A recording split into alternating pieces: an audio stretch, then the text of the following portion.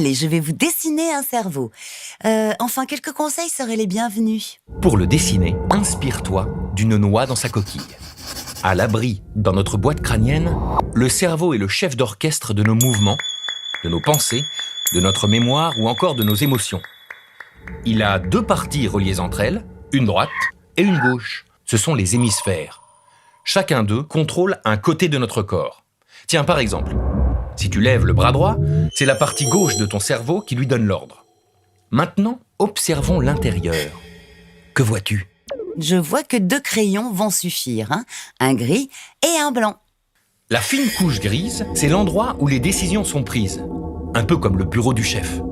On l'appelle la matière grise ou cortex. Si tu l'observes au microscope, tu verras une centaine de milliards de cellules comme celle-ci. Elles sont spécifiques du cerveau. On les appelle les neurones. Ils sont faciles à dessiner car leur forme ressemble à un arbre avec des branches, un tronc et des racines. Les branches, appelées dendrites, sont connectées aux neurones voisins qui leur envoient des messages. Ces informations circulent le long des dendrites sous forme électrique. Comment ça, des courants électriques ? Rassure-toi, les messages sont de très faibles courants électriques, environ 100 000 fois moins forts que celui délivré par une prise électrique. Les messages se dirigent tous vers la partie principale du neurone, le corps cellulaire. C'est là où le neurone intègre les informations.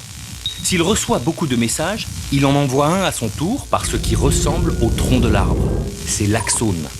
Comme des routes et des autoroutes, les axones relient les neurones entre eux.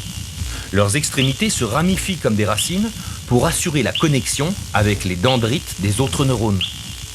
La matière blanche du cerveau est principalement constituée d'axones qui relient entre eux les neurones des différentes zones du cerveau. Certains axones vont même très loin, jusqu'au bout de la moelle épinière. Le courant a l'air de bien passer entre les neurones. En fait, les neurones ne se touchent pas.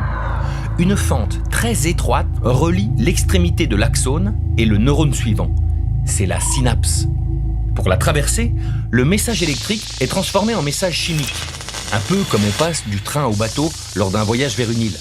Ici, des petits éléments chimiques voyagent entre l'axone et le neurone suivant. Ce sont des neurotransmetteurs. Soit ils favorisent la propagation du message, soit ils limitent sa transmission. À toi de jouer maintenant.